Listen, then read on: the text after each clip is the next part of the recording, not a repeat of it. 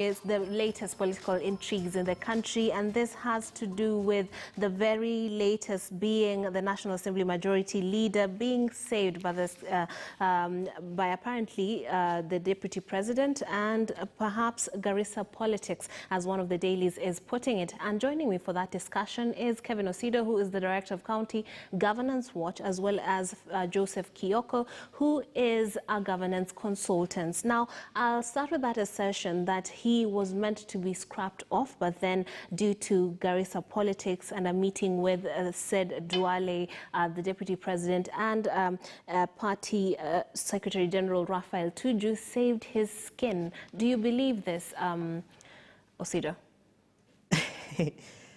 Trix, this is very interesting because I can imagine the amount of work that Mheshimiwa Duale did to be able to retain his seat, because as at the time when the meeting was taking place, yes, all indications had it that he's actually going to be dropped. Yeah. But two things come out to me. Number one is the fact that the office of the majority leader in Parliament, rather in the National Assembly, is a very critical office. Yes, this is a person who more or less presents and supports and defends the government's agenda. And if we were to look at the degree of politics and how politics probably would have been done, then the question that then arises is the space for minority in Jubilee. Yeah. And if you were to look at the number of other offices for people who have been dropped and those who have taken up these offices, then the space then begins to broaden up for Mheshimiwa Duale, because he's one gentleman who, one, is minority, given that he comes from a minority county, Garissa.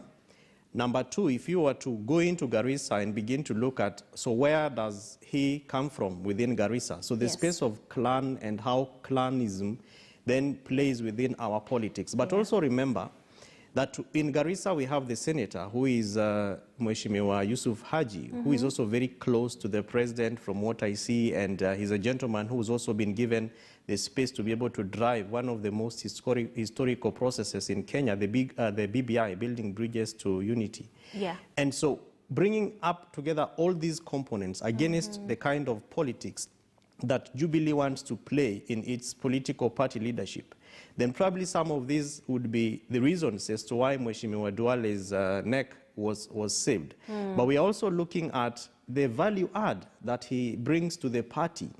And given the fact that probably the four of them met, I can imagine the kind of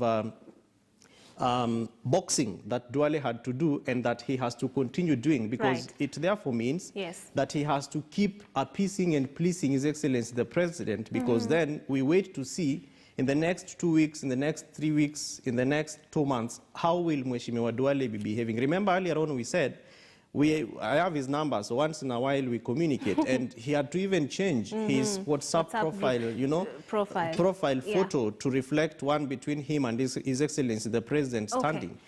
Looking even at his social media, you know, rants and undertones, those things have really subsidized, and I think Duale is coming out to be seen to be this yes man to the President. Let's just to remind you what we are, one of our other topics of the day, that has to be today being the World Bicycle Day or Cycling Day, and Michael is on that bit. He is in Nairobi CBD, I think. No, that looks like Langata, whereby he is hard at work cycling through the city, just to demonstrate to you the possibility of being able to cycle your way to work and back. And obviously this is quite interesting to see. Michael, I don't know if you can talk to us about your ongoing experience. This is not something that is new to you, it's something that you do on a regular. And what have you been able to gather through personal experience or your conversation with, you know, people?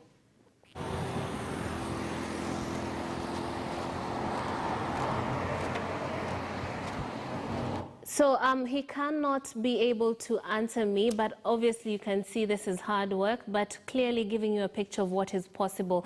And of course, the city has been putting in some work into ensuring that this is a safe option, because one of the concerns that would come out of cycling you to work in the CBD would be traffic and how your life might be in danger. So the installation of cycling lanes is one of those things that would be quite vital, particularly in the city of Nairobi. We have some towns in perhaps Busia and Kakamega that are known to have cycling lanes, but the CBD, being that cycling is not a popular means of transportation, is not one that has that. So that would be one of the concerns.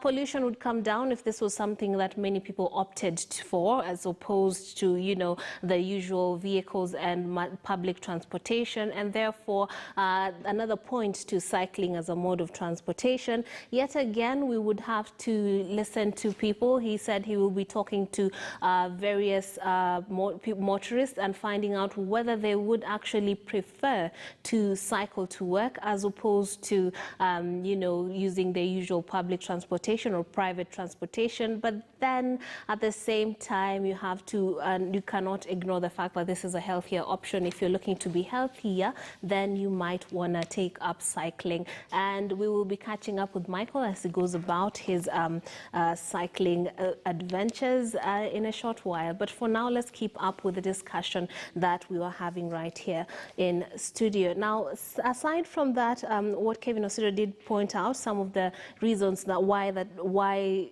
Aden Duale might have survived politically.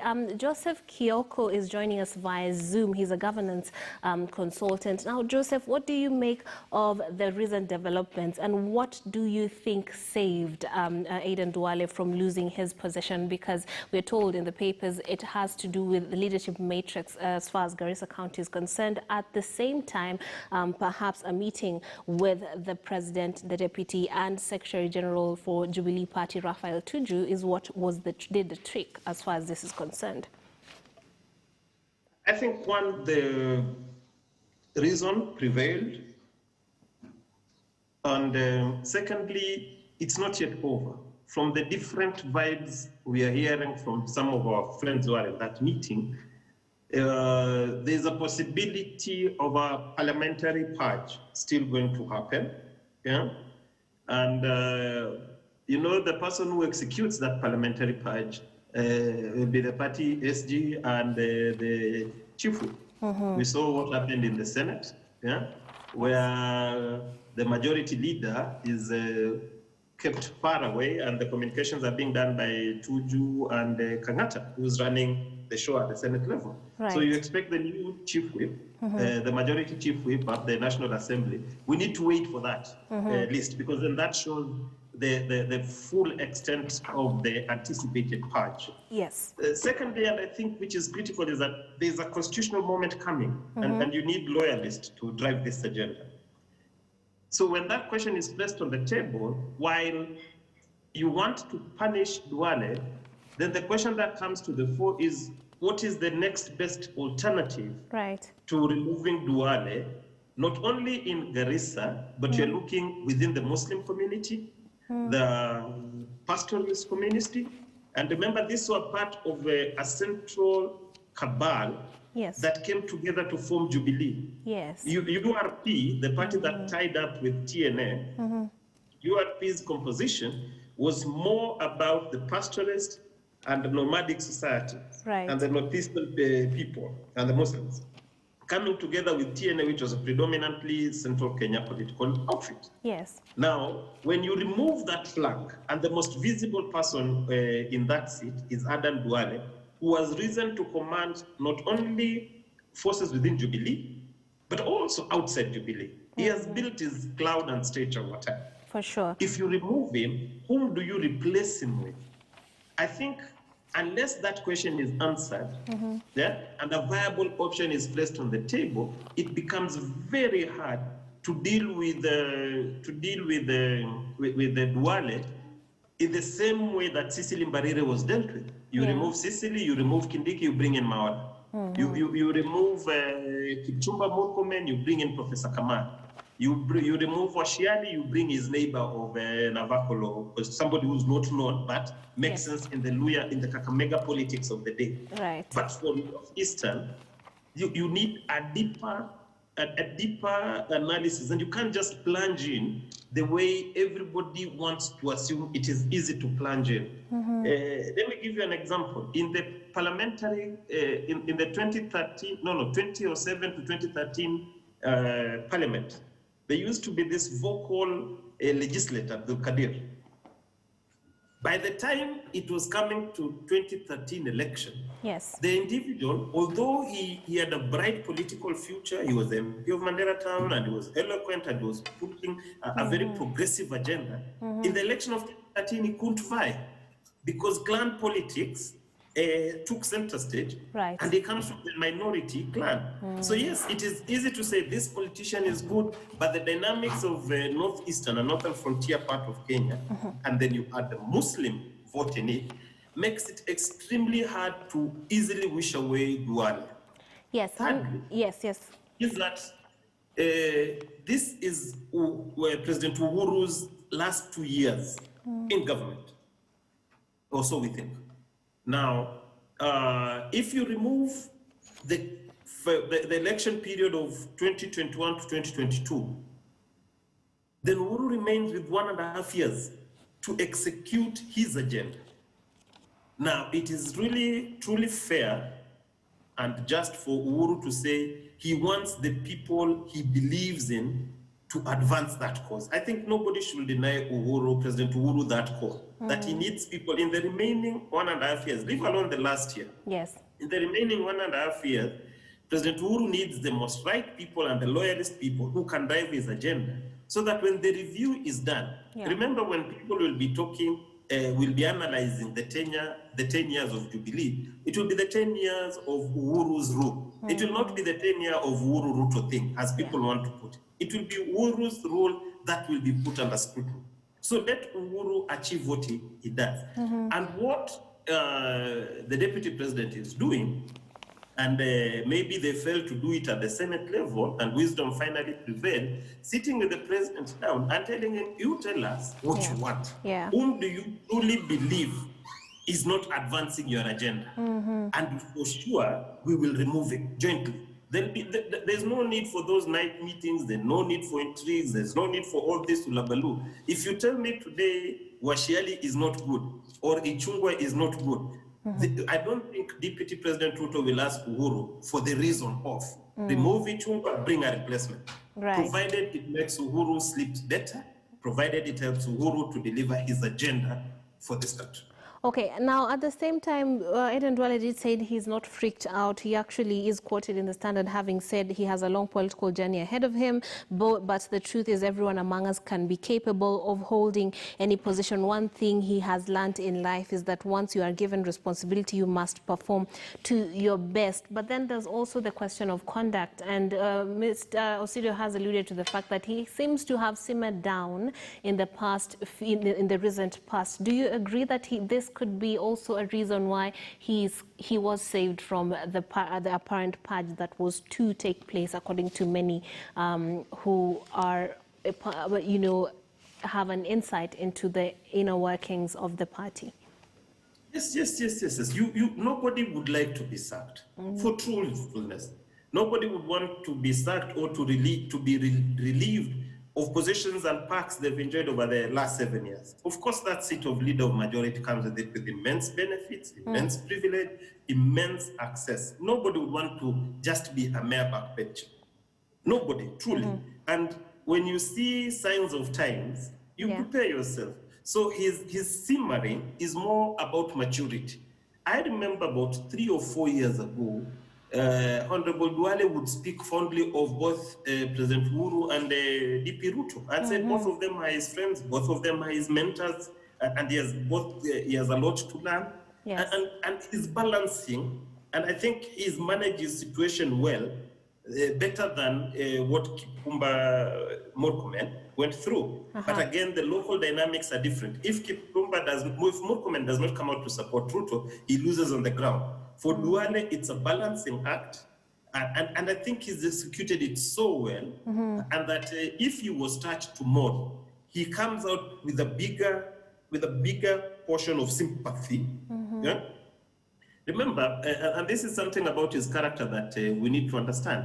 Duale came into parliament in 2007.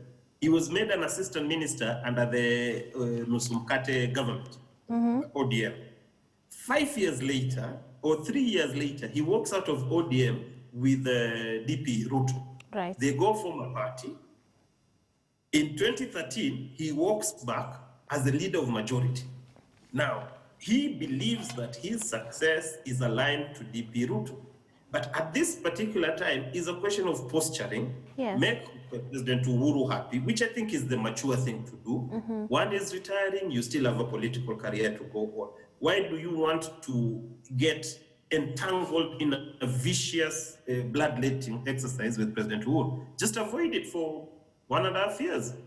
And then you set your agenda when you form government, if you do form government in the next period. I think that he is playing very mature politics. And really, people, there's in this period that we are all going through, we must pick lessons for the younger people who are getting into political arena of management of political crisis. This is a book that is an act that needs to be emulated by many people. Mr. Osido, you're smiling. Do you agree with the fact that Duale has matured now and that is why he simmered down and perhaps was able to escape this purge?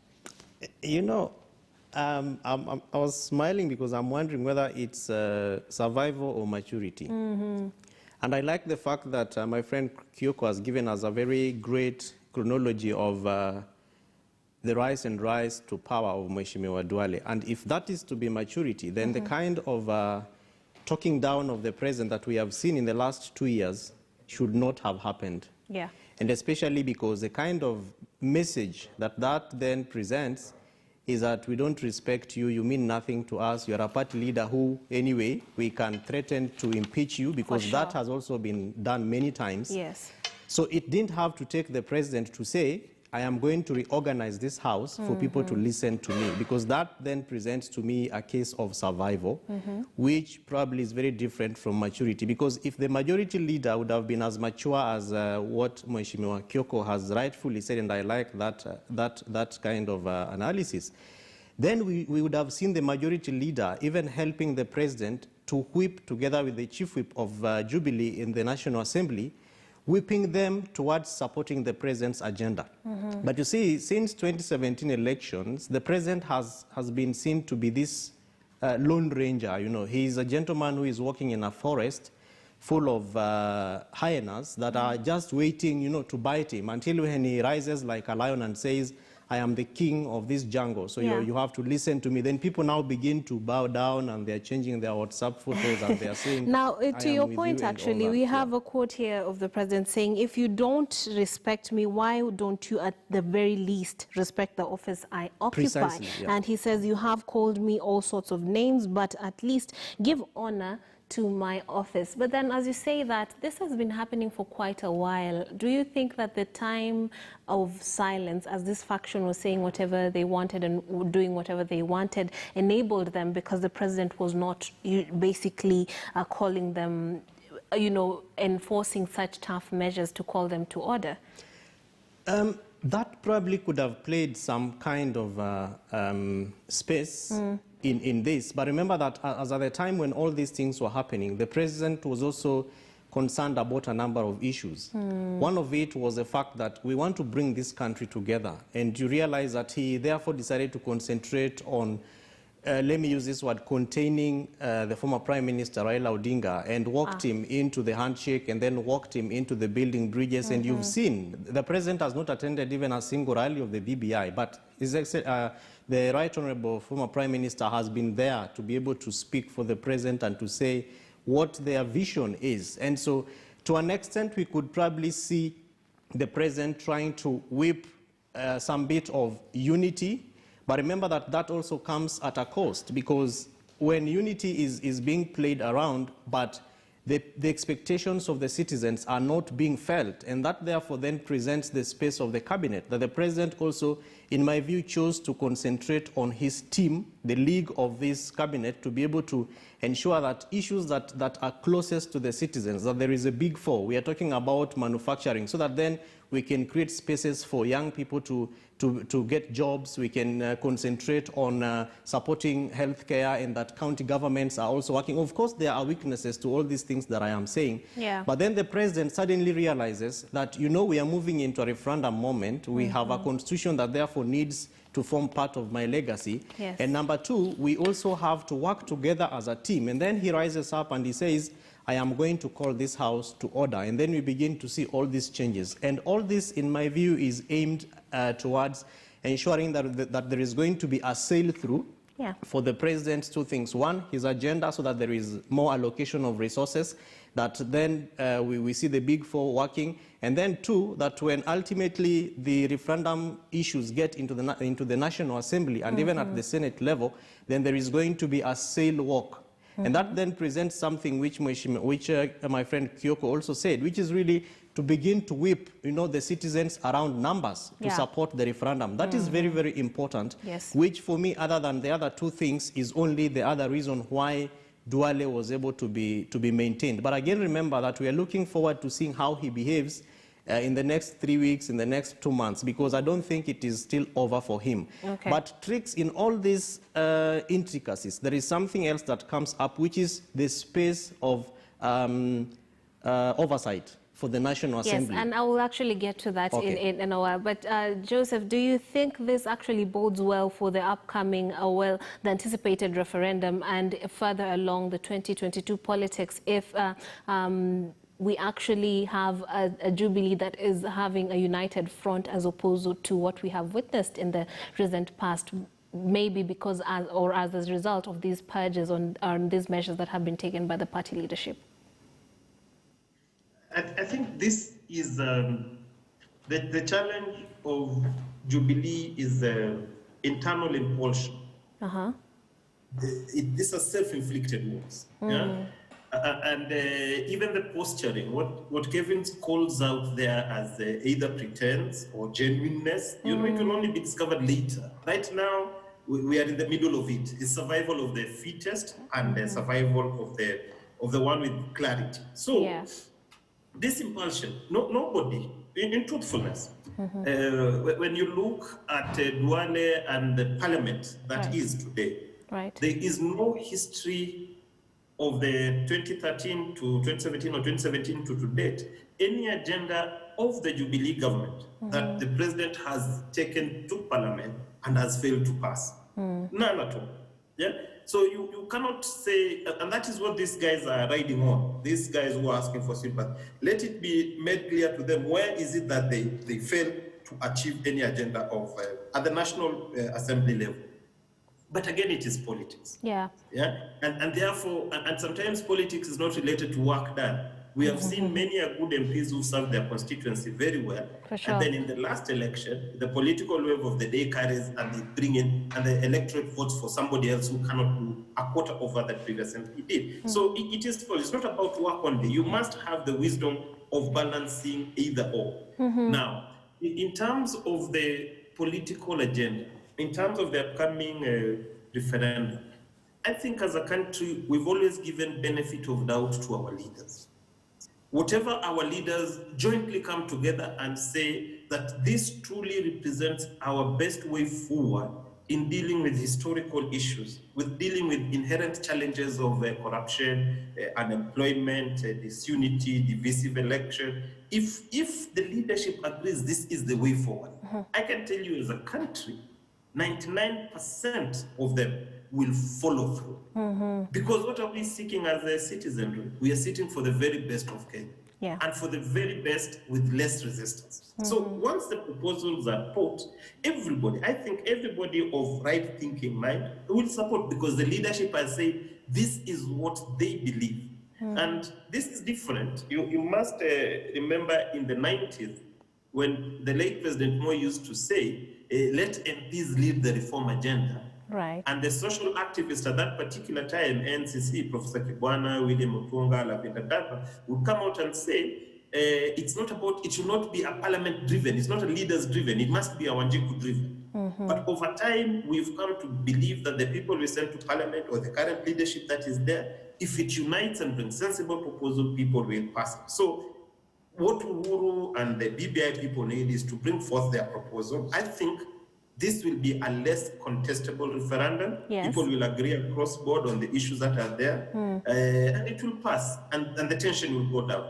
Now, does Uhuru need to do the purge in order to achieve his agenda? That we leave to his advisors, who have advised him to take this course.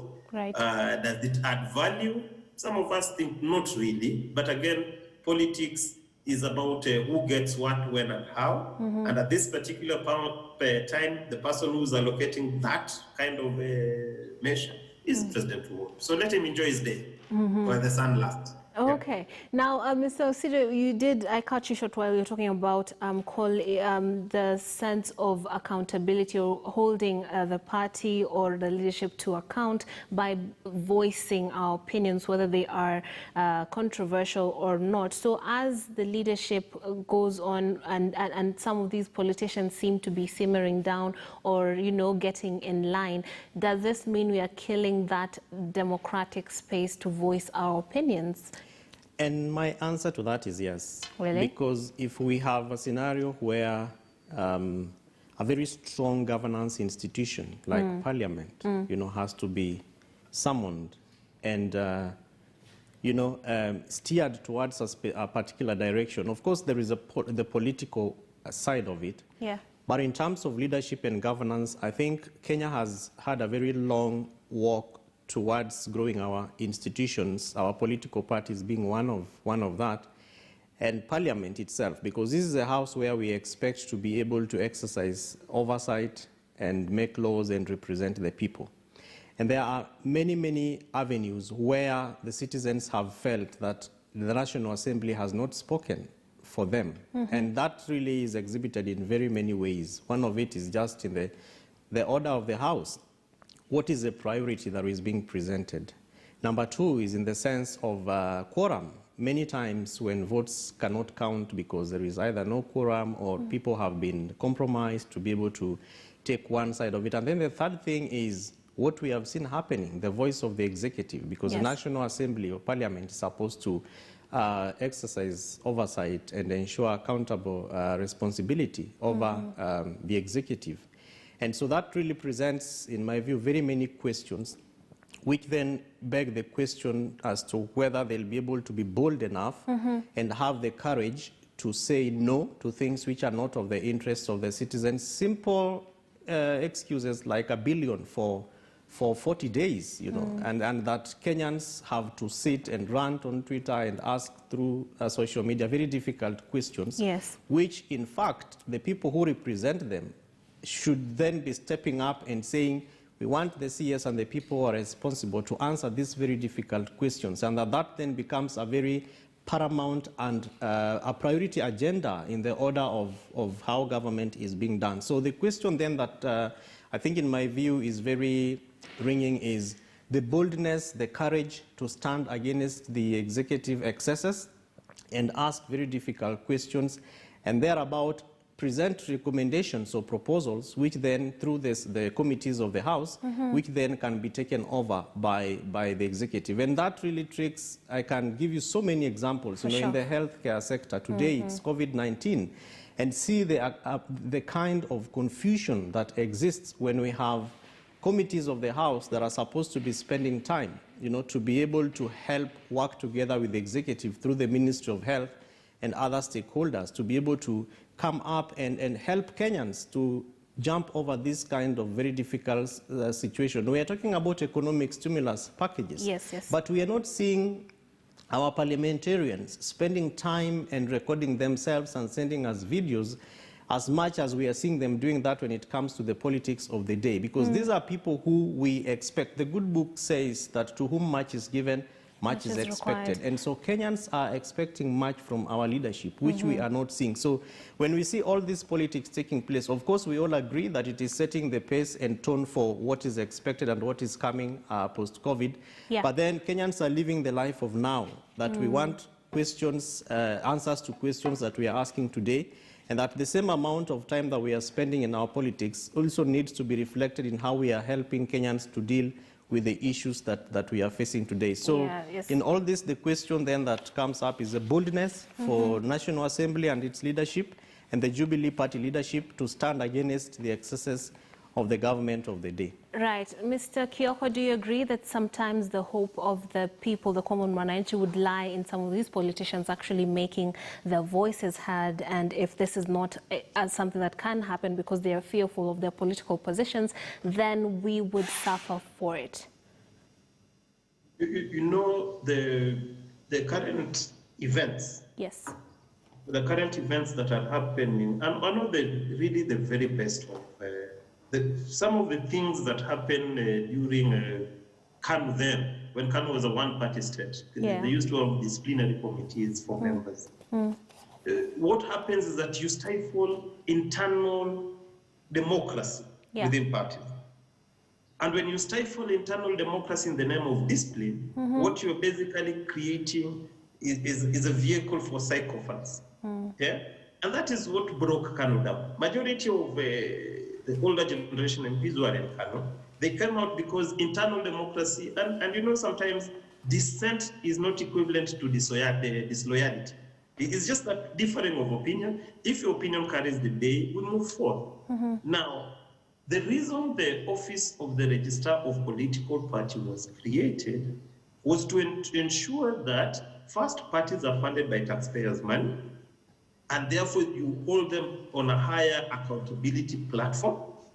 Secondly, the party is divested from the individual party leader, because if he leaves, the party still has resources to run.